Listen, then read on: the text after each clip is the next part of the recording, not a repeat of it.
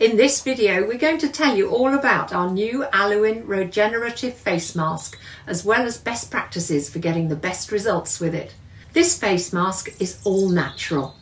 Every single one of its ingredients can be found in nature. As it contains no water at all, there's no need for harsh chemical preservatives or parabens that can disrupt the endocrine system and irritate the skin. Designed with sensitive skin in mind, the regenerative and intensely moisturising properties of the ingredients make it gentle enough for eczema-prone or chronically dry skin. The magic ingredient is aloin, a compound with unrivaled anti-inflammatory and regenerative qualities for the skin. Aloin can be found in aloe vera, but it can be found in greater quantities in seaweed farmed locally on the North Yorkshire coast.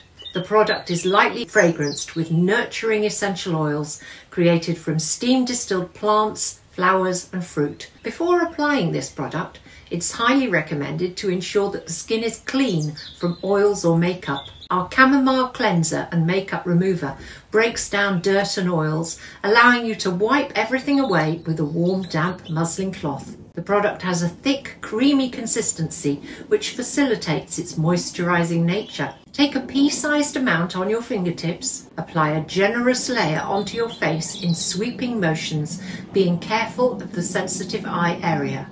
Don't be afraid of taking the product down onto the neck area.